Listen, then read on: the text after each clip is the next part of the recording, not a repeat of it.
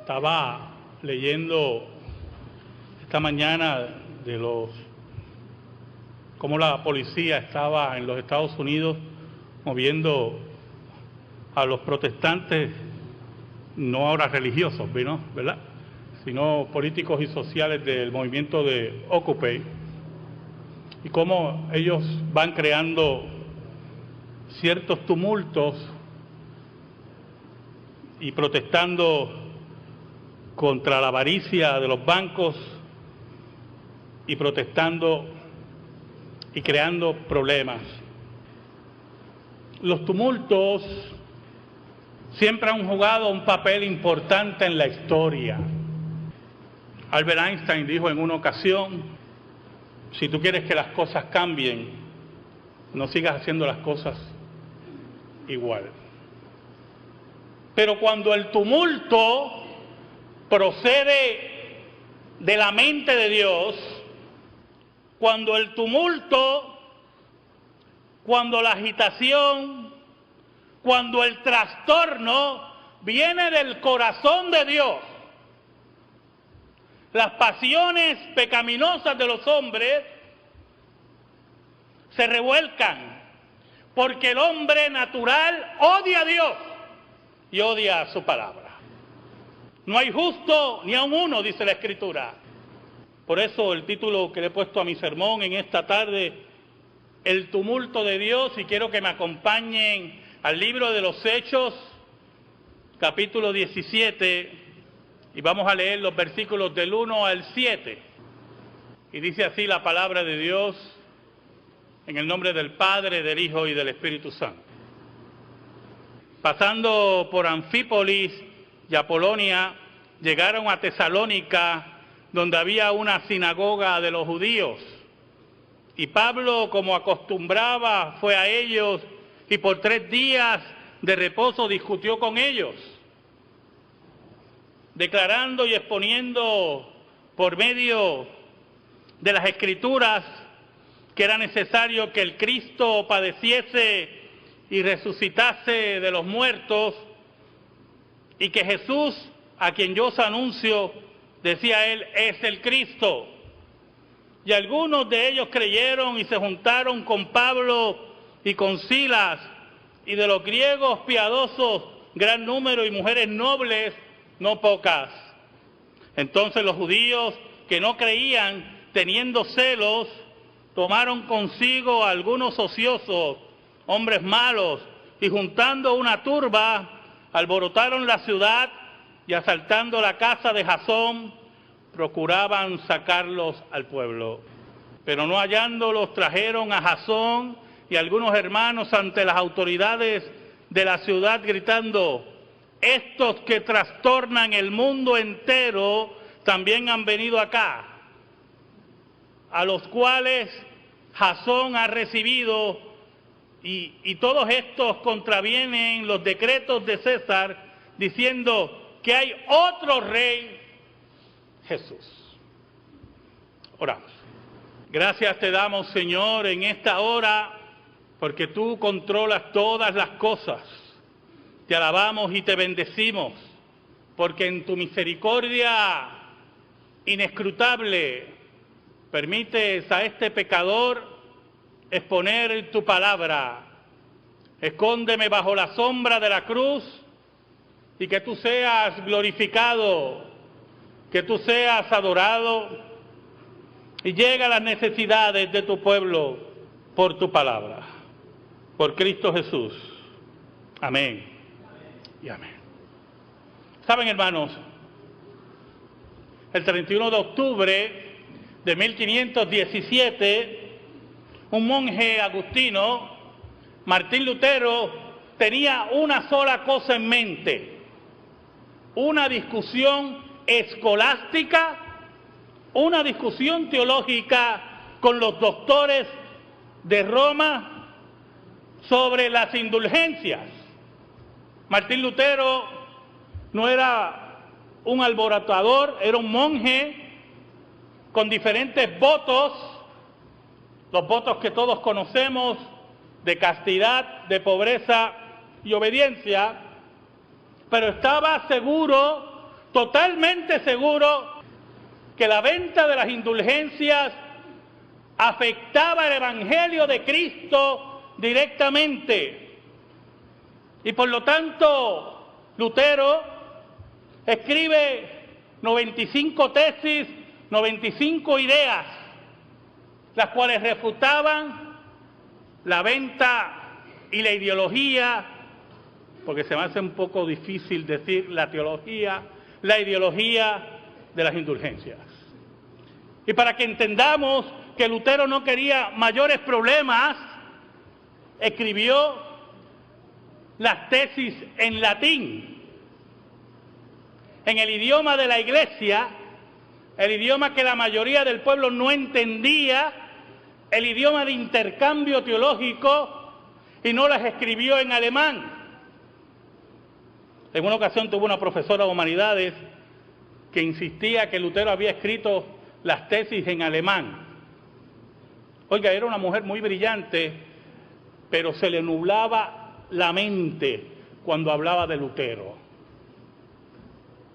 Tenía un odio que salía desde las mismas entrañas contra Lutero. Y me acuerdo que yo me le acerqué y le dije, las tesis fueron escritas en latín, pero ella insistía que habían sido en alemán, para que el pueblo las leyera y se formara un problema. Y fuimos al libro de historia y ella comprobó que había sido en latín y no pronunció ninguna palabra. Solamente me dijo, buenas tardes.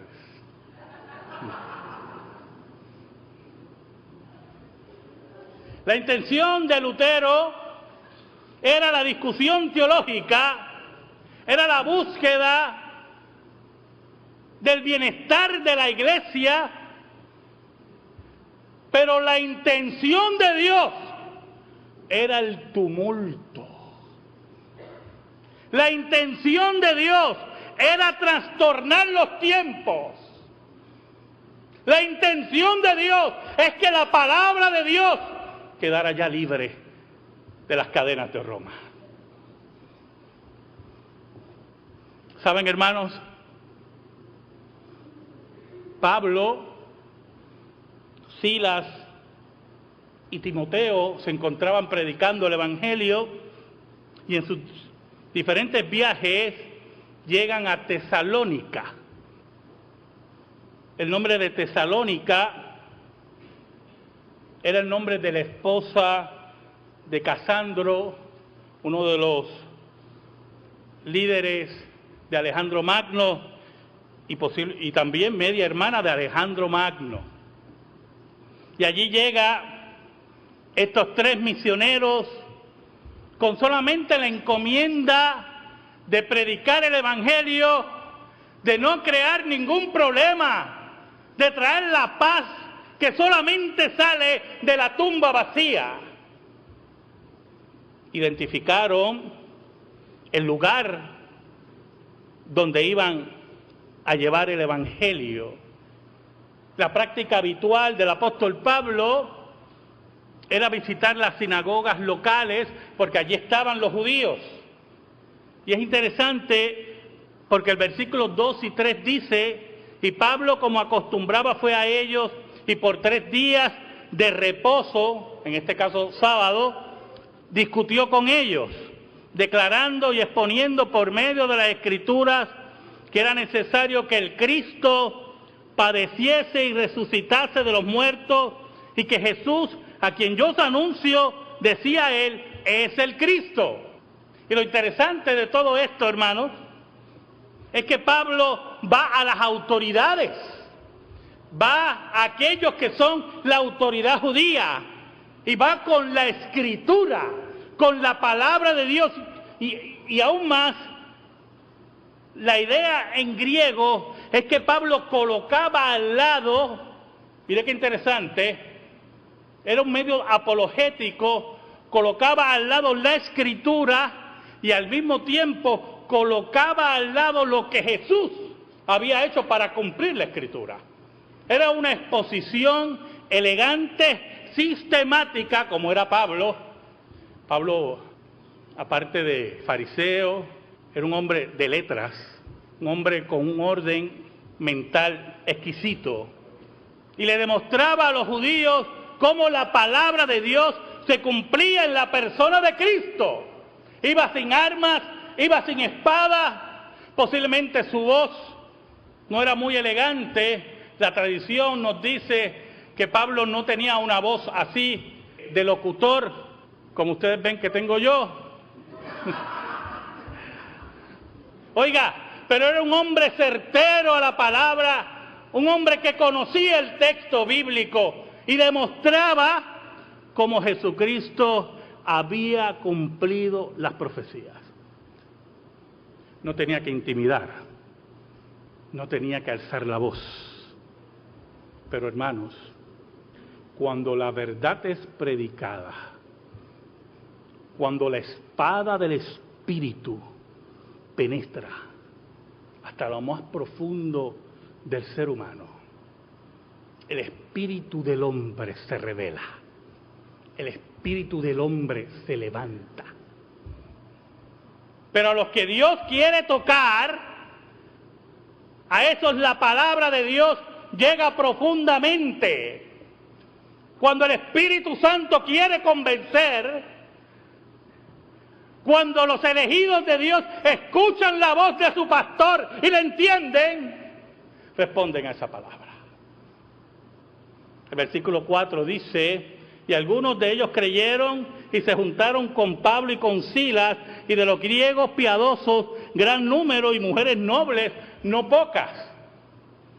Habían diferentes clases sociales, habían diferentes razas, gente creyendo en el Evangelio, gente abrazando la Escritura, gente abrazando a Jesús. Entre ellos mujeres de alta alcurnia. ¿Saben, hermano? Al mes, escuche, al mes de Lutero poner esas tesis en aquella iglesia oscura en Wittenberg, en latín, para ver si alguien las leía y discutía con él, al mes toda Alemania estaba leyendo las 95 tesis. ¿Sabe algo, hermano? A los 3 meses de Lutero haber puesto esas tesis en esa iglesia oscura allí en Wittenberg, toda Europa estaba leyendo las 95 tesis.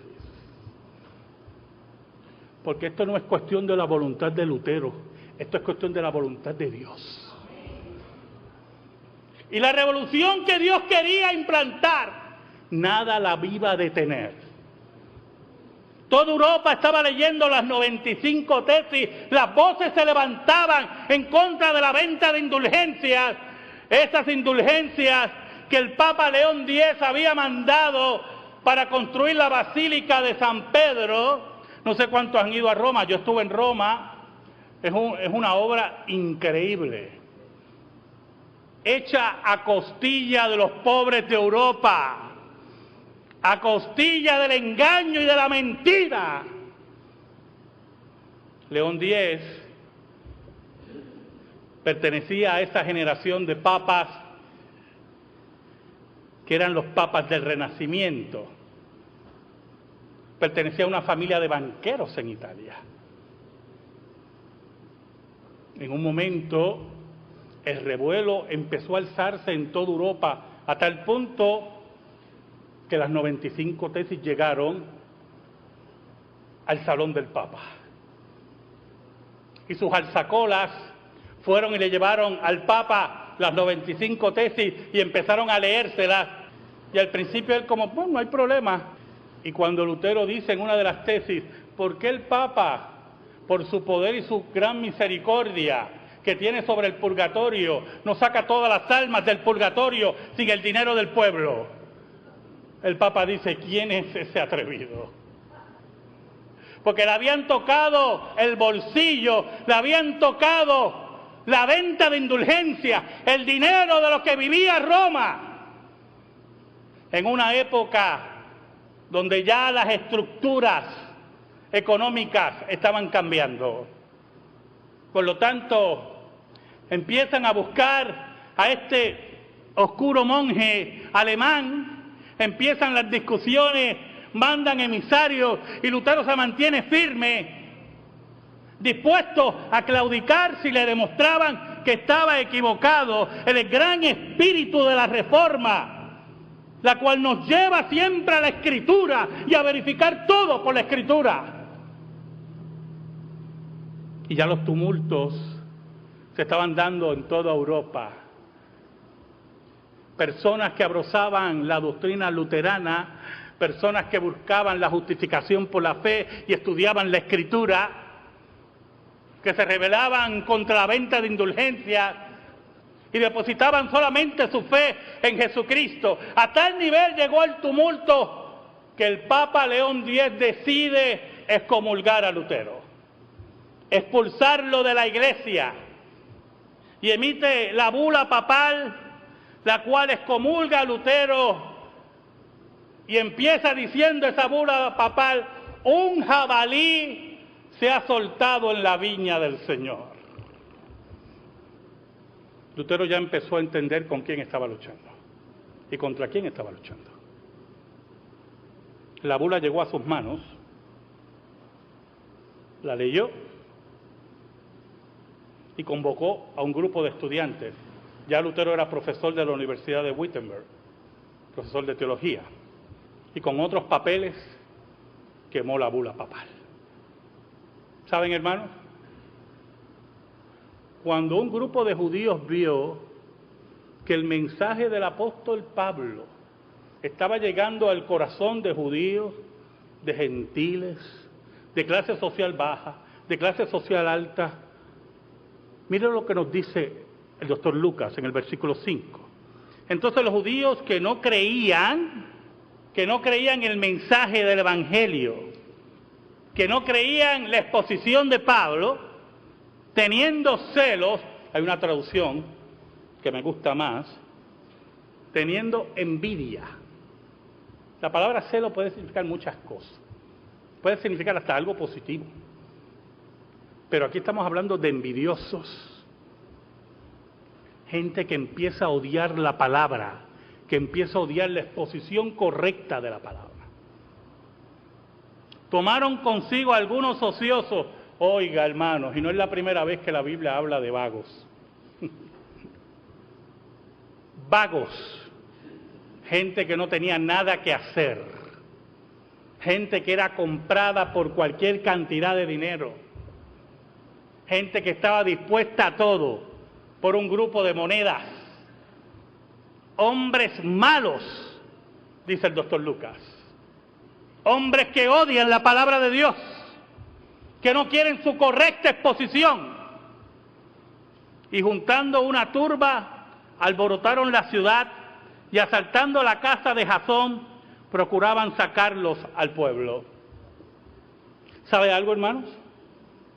Jasón fue un judío convertido que le dio hospitalidad a estos 3 misioneros.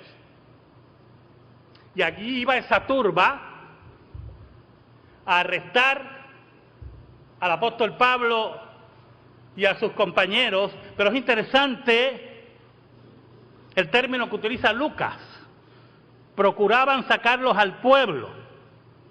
Lo que quería, en el siglo I, en Tesalónica, había un sistema de gobierno, y entre ese sistema de gobierno, una de los apartes del sistema de gobierno era la asamblea cívica. Y ellos lo que querían era sacar a estos hombres y llevarlos a la asamblea cívica de Tesalónica. Buscaban levantar falsos testimonios, levantar el ánimo del pueblo en la asamblea cívica, y que esa turba pequeña de judíos se convirtiera en una turba más grande para asesinar a los apóstoles de Cristo. Pero aparentemente ya los apóstoles de Cristo habían sido avisados y fueron escondidos y no fueron hallados. Oiga, entonces los judíos decidieron, ya que no estaba Pablo y sus acompañantes, arrestar a Jasón. ¿Sabe algo, hermanos? Lutero empieza a recibir apoyo del pueblo alemán y protección del pueblo alemán. Y el imperio, dominado por Carlos V, se estaba tambaleando por un problema religioso. Y es interesante porque Carlos V se encontraba en Worms, en una reunión imperial llamada la Dieta de Worms, y se decidió que Lutero asistiera a la Dieta de Worms, y se le pidió a Lutero y se les pidió un salvoconducto para que ese salvoconducto garantizara la vida del doctor Lutero. Pero los amigos de Lutero le decían: no vayas a Worms, esa gente no respeta la vida. A Juan Hus, alguien que hace 100 años había venido, se le había dado un salvoconducto y la iglesia no respetó el salvoconducto y fue quemado vivo. Increíblemente, Lutero decidió ir a Worms.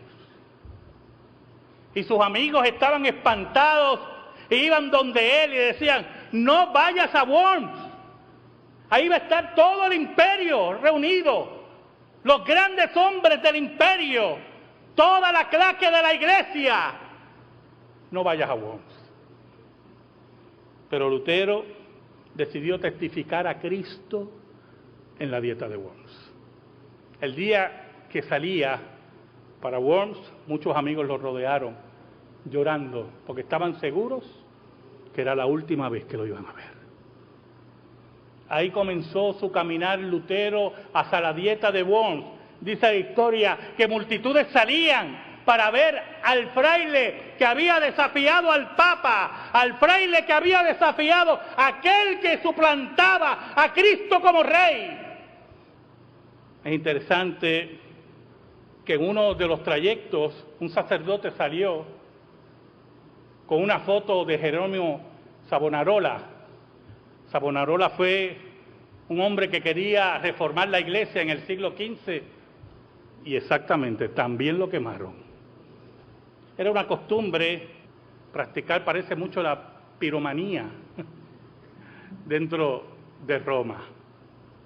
Y salió a recibir a Lutero con un retrato de Jerónimo Savonarola y le dice: permanece firme en la verdad que has conocido y tu Dios estará a tu lado. En otro lugar, una anciana salió y le dijo: mi padre y mi madre me anunciaron que Dios levantaría un hombre que se opondría a las vanidades papales y salvaría la palabra de Dios. Espero que tú seas ese hombre y deseo que en tu obra tengas la gracia y el Espíritu de Dios. Cuando estaba cerca de Worms, donde estaba el imperio reunido, y mientras eso ocurría, hermano, en el otro lado del mundo, en América, España conquistaba. Y acá Dios estaba conquistando los corazones. Cuando ya estaba cerca de Worms, otros amigos se acercaron y dijeron: Lutero, no entres a Worms, huye ahora. Y Lutero le dijo: aunque hayan demonios como tejas en Worms, allí yo estaré. ¿Sabe, hermanos? El versículo 6 dice lo siguiente: pero no hallándolos trajeron a Jasón y a algunos hermanos ante las autoridades de la ciudad, gritando: estos que trastornan el mundo entero también han venido acá. Los trastornos de Dios, los tumultos de Dios. Cuando Lutero llega a Worms, hermano, es recibido y está reunido el emperador Carlos V, todo su séquito, representantes de todas las naciones de Europa, de representantes del Papa y de la Iglesia. El mundo conocido estaba presente en Worms, totalmente presente en Worms. Y llaman a Lutero. Le dicen: doctor Martín Lutero, ¿Usted ha escrito todos estos libros? Lo tomaron por sorpresa. No sabía que toda esa literatura estaba allí. Y él se mueve hacia la literatura y dice, aparentemente sí, toda esta literatura yo la he escrito. ¿Sabe algo? Los impresores en el siglo XVI se hicieron ricos con las obras de Lutero. Lutero nunca cobró un centavo por sus libros. Nunca, ni un solo centavo. Y todos fueron bestsellers. Yo no sé si usted sabe que Lutero es uno de los hombres que más se ha escrito en la historia. Y sus obras todavía siguen vendiéndose en forma magistral. Solamente las instituciones de Calvino superan la venta de las obras de Martín Lutero. Y él dice, he escrito estas obras. Y el enviado al emperador le dice, doctor Lutero, se retracta de lo que ha escrito. Y Lutero se sorprende porque él creía que había sido llamado para una discusión teológica. Y eso es que todavía no había entendido Lutero que cuando la palabra de Dios penetra el corazón, penetra la historia, penetra la cultura, los hombres se levantan contra la palabra de Dios. No quieren escuchar la palabra de Dios, quieren la muerte de la palabra de Dios. Hay un solo problema, que Dios no se muere. Lutero, ante la sorpresa, pidió un día para reflexionar. Se consultó y se le permitió ese día. Allí estaba Jasón, allí estaban los hermanos, algunos hermanos que habían creído en la palabra de Pablo. Allí estaban llamando a esos hombres alborotadores.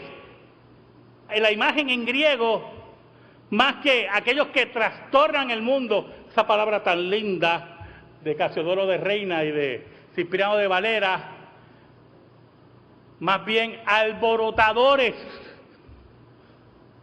Y el sentido que se da en el griego era aquellos que quieren alborotar, aquellos que se quieren levantar contra el gobierno.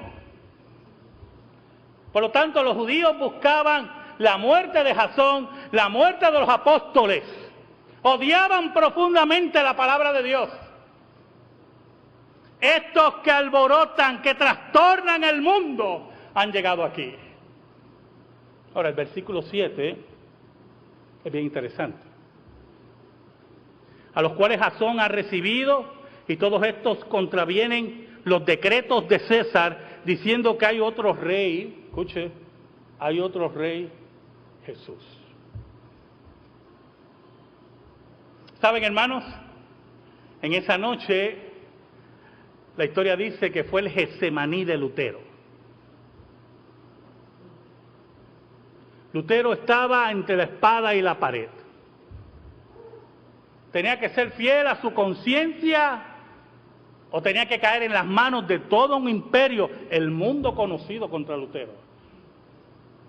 Ese pequeño fraile contra el mundo. Amigos lo oían llorar y orar desde su aposento, pidiendo la dirección de Dios. Ese Getsemaní, Lutero lo experimentaba profundamente. Al otro día, Lutero fue citado nuevamente. Y le hicieron las mismas preguntas. Doctor Lutero, ¿estos escritos son de usted? Y él afirma que sí. Doctor Lutero, ¿está dispuesto a retractarse? Lutero era profesor y empezó una alocución muy interesante. Él dice que habían escrito sobre la piedad, habían escrito sobre la vida cristiana, que aún sus enemigos estaban de acuerdo con él. Por lo tanto, no podía retractarse de esos escritos, porque era retractarse de la doctrina de la Iglesia. Muy sabio, ¿verdad? Y continúa, hay otros escritos más controversiales, pero lo que busco, ¿verdad?, es que la palabra de Dios reine en el corazón de la iglesia, y prosiguió con la locución, y llegó un momento que el emperador perdió la paciencia y lo manda a callar. Y vuelven a hacerle la pregunta: ¿se retracta usted de lo que ha escrito? Hermano, trasládese. Lutero está solo contra el mundo. América está lleno de aztecas, ya los mayas ya habían desaparecido, los incas, y el mundo oriental, cuando pensaba Europa en el mundo oriental solamente pensaba en pimienta y en especias. Ahí estaba Lutero contra el mundo, contra el emperador romano, contra el Sacro Imperio Romano, contra Carlos V, contra teólogos. Y Lutero dice: como me piden una contestación clara, esta es la contestación que daré. A menos que se me demuestre por la Escritura y no por los concilios o por opiniones de hombres que se contradicen, no puedo retractarme de lo que he escrito. A menos que se me demuestre que estoy equivocado con argumentos verdaderos, no puedo retractarme de lo que he escrito. Tengo que ser fiel a mi conciencia. Que Dios me ayude. ¿Sabe algo, hermanos? Cuando los judíos dicen en el versículo 7 que estos hombres vienen a decir que hay otro rey que Jesús, aparentemente el término que se utilizaba en griego para hablar del reinado de Jesús era similar al que se usaba para el del César. ¿Y sabe algo, hermanos? Todo indica que el mensaje de los apóstoles también era escatológico. Estaba diciendo: ese rey viene a establecer su reino, se acerca. No hay otro que yo le pueda rendir culto que no sea ese rey. Allí estaba Lutero diciendo: el rey no es el Papa, el rey no es la tiara papal, no es el Vaticano, el rey es Jesús. Es el que reina y el que vive, es el que ha creado este tumulto. Yo tengo que ser fiel a Jesús, así como aquellos que trastornan el mundo, como eran los apóstoles y trastornaban el mundo. Así estaba Martín Lutero contra el imperio, contra el mundo conocido, trastornando el mundo solamente con la palabra de Dios. Así como Pablo demostraba que Cristo, Jesús, era el Cristo y el Mesías, allí estaba Lutero demostrando que solamente había una cabeza que era Cristo, que solamente había un camino de salvación que era Jesús, que solamente había una autoridad que era la palabra. Desde Pablo hasta Lutero, desde Jerusalén hasta Wittenberg, desde Tesalónica hasta Ginebra, Dios creaba sus tumultos para que la palabra de Dios nunca cayera en tierra.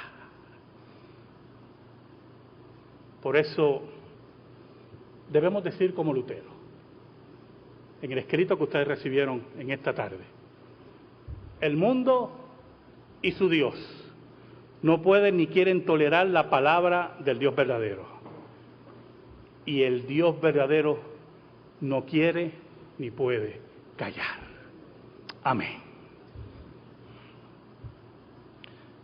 Gracias te damos, Señor, en esta tarde por tu palabra eterna, tu palabra que no se equivoca. Te pedimos, Señor, en el nombre de Cristo Jesús, que esa palabra se atesore en nuestra vida y en nuestro corazón.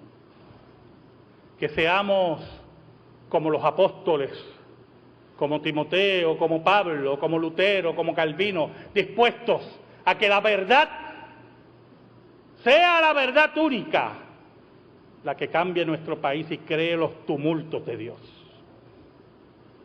Te lo pedimos, Señor, por Cristo Jesús. Amén.